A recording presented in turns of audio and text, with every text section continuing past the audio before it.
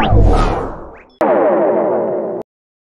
the previous subsection, we talked about how the schema is helping us in trying to fill in the gaps when we're trying to understand the behavior of a person.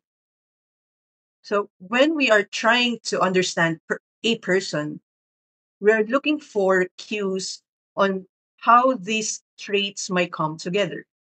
So, for instance, when you notice a particular characteristic of a person, you tend to think of other correlated traits along with it. And with these in mind, we can interpret how the person might be intentionally acting on a particular situation. In this feeling of gaps, we also tend to organize our understanding in terms of the groups of different people. In trying to make up sense of this, in nicely grouping people together according to their different characteristics, we now form our stereotypes, since now we have either some positive, neutral, or negative association about some groups of people. And a step further in that, when we talk about prejudice, we have strongly held assumptions or beliefs about their characteristics. That's why certain group membership becomes so aversive in terms of how we respond to them in return. Now, in this next sub module, we're going to talk about how do social psychologists try to capture these deep seated beliefs and assumptions about other people. So note that in self-report, it's difficult for social psychologists, for researchers, to capture unpleasant behaviors, or let's say attitudes that might deem to be socially undesirable. So in that case, how are we going to capture that? The clever way on how social psychologists were able to capture these implicit attitudes is through what they call the implicit association test. The clever way of doing this is through the behavioral response of the respondents. So, how did they do it? So, remember in our schema, we have the nodes that are connecting one idea from another, where the associations that are more congruent with each other, the ideas that we think are more related to one another in our schema are visually much closer together. So, for instance, when you think of a dog in your schematic knowledge, it'll be easier to think closer about a cat, a dog, and a cat. And in other, if we're going to think about its visualization, that semantic network will have a farther link when, let's say, we talk about the sea. Okay, so a dog and a sea, we can agree that semantically we can think much faster about a cat when we think about the dog. So, what are we trying to say here is if you were able to visualize that, it can be represented by your response time. So, if it's easier for you or it's easier for us to think about one idea after another, it comes easily to our mind, then our response time will become faster. It's like when we are measuring our attitude, if it is congruent to what our deep seated beliefs are or assumptions about people, if we pair group of people with some characteristics that we agree with, then our response time will be much faster. In contrast, if we pair the group of people and the opposite of characteristics that we believe in about them, then because of the incongruence in our mind about them, then it will be represented into the task as having slower response. So in this behavioral task, it will be shown repeatedly in varying positions on how we will be instructed, whether they will be paired according to how you agree with them, or they will be paired according to how you disagree with them. And since this is implicit, we might be unaware at all that we have such attitude about them, or we have such beliefs about those group of people. So it's possible that it's just easier for us to think about it that way without really being conscious about how we assume things about them in general. That's why it totally captures the notion of it being implicit. You have to pause the video here and go to the linked video and watch the implicit association test. Okay, so now that we understand that researchers are trying to capture our deep seated assumptions about other people, why do we even care? You might think that if I can control myself not divulging it through self reports, what's the value of understanding or capturing these deep seated assumptions about other people? So, note that even if we are unaware of our biases or our certain notions and assumptions about other people, how we behave around them can be influenced by our deep seated beliefs. And with these deep seated beliefs, it influences how we are expecting things from them. Because of these expectations, we tend to behave somewhat differently in a way that would follow or follow the behavior or the patterns of the characteristics that we are expecting from them. This is exactly how the self fulfilling prophecy is being observed by a social psychologist, Rosenthal. Pause this video and go to the linked video and watch it.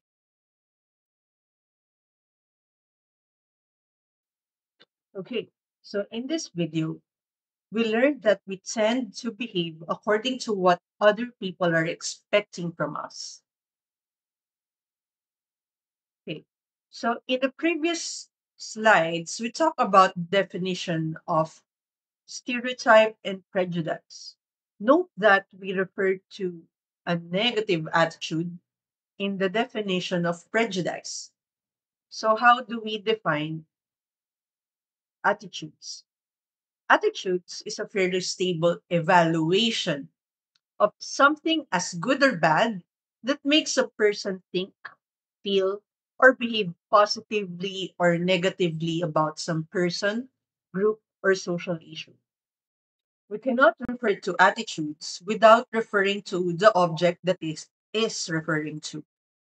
It is not a trait of a person that is enduring within himself or herself, but rather it is dependent on the attitude object that is being evaluated. So it is usually used as a term where we have attitude about. It is whether we favor something or disfavor something. So it's a preference for or against something. Do we like it? Do we prefer it? Do we dislike it? Do we hate it? Do we love it?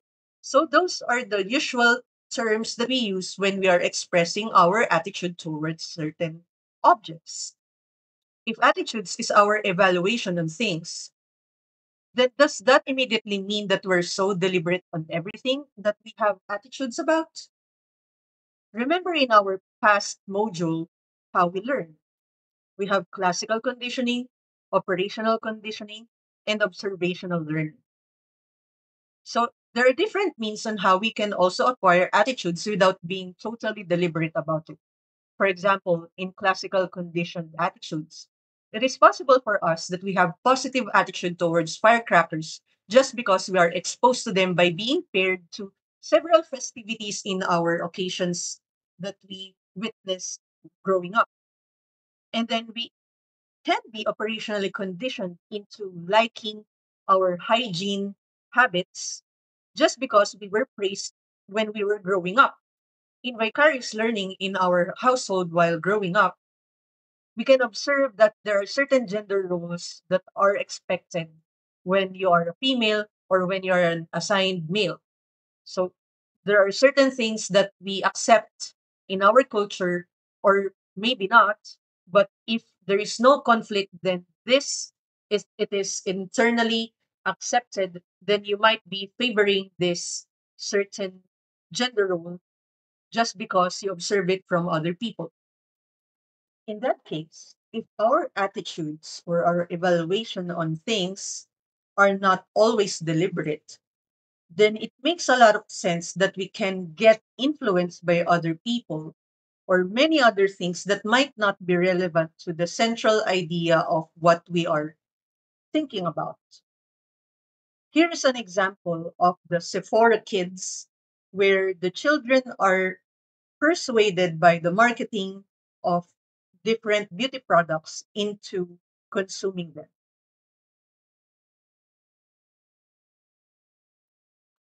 We form our attitudes, or we can change our attitudes because we are being persuaded by other people. And through this persuasion, there are two different routes on how we get persuaded. One is the central route, where we really think about the contents of what they are saying, and we think about the soundness of how they are arguing. And on the other route is the peripheral route, where we get persuaded because of their characteristics that we find to be pleasant. So in this case, what are the other means on how we can get persuaded? It is possible that we can change our mind about other people as well, just because of we have direct interaction with them. When we have direct interaction with them, our schema becomes updated, and it's no longer about just filling in the gaps. Now we have new uh, knowledge about other people, about how they behave according to their situation, their context, which we will find to be reasonable rather than less reasonable when we don't know much about it, or we do not have an idea about how they are trying to adapt to their environment. So in this case, when we get to know people better, so by having direct interaction with them, we tend to develop more positive attitudes just by having direct encounter. And by other things, for example, note that our attitudes is composed of A, B, C. A is affect, B is behavior, C is cognition. Typically, we have our cognition or knowledge about the world, and then we develop our evaluation about it. That's why we tend to have our affect, whether we feel good or we feel bad about it, and then it will direct our behavior. But as mentioned earlier, we can get persuaded through peripheral routes, where we can behave immediately, even if our cognition and affect might not be aligned with it. So, for example, if we tend to buy something just because it feels pleasant and we got persuaded by the salesperson, even if it is contrary to what our self interest is in the long term, for instance, then it is possible that we are developing this internal conflict in us. And when we have this internal conflict, we try to rationalize our behavior since we already did it. So, in that case, one of the things or one of the means on how we can be persuaded is through ourselves. When we encounter cognitive dissonance, this is the internal conflict that we experience when our ABCs are not aligned. We are trying to appease ourselves by aligning our ABCs.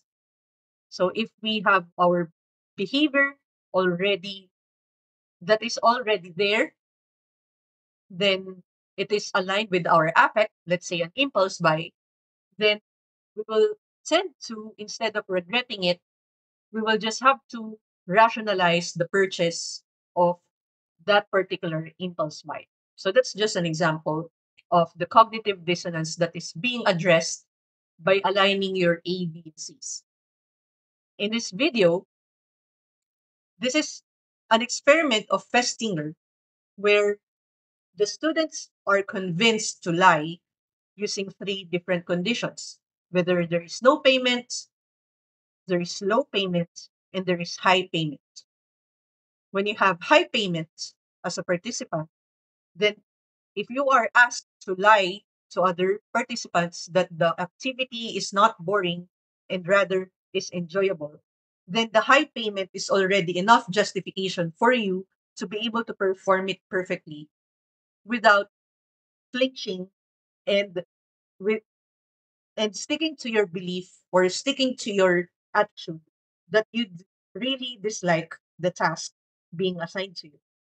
Whereas when you are provided with low payment, let's say we're paid $1 or let's say 50 pesos, for instance, the incentive is so poor that you will develop this internal conflict about lying. Since you do not have enough justification to lying to another participant or prospective participant, then you have to align your ABCs. So the behavior is there, you're already paid, and the cognition that you have is that you find it boring and and the affect along with it. So the only thing that has to be aligned is your actual belief that you really find it enjoyable. So now let's say in retrospect, you can, in hindsight, try to convince yourself that you enjoyed it and try to convince yourself that you were not bored all along. In that case, you now have resolved that cognitive dissonance by aligning your cognition and affect to what is already done, which is you were paid with 50 pesos. So let's watch the video and observe how the participants didn't even flinch when they were lying because it is well justified according to their alignments of their A, B, and C's.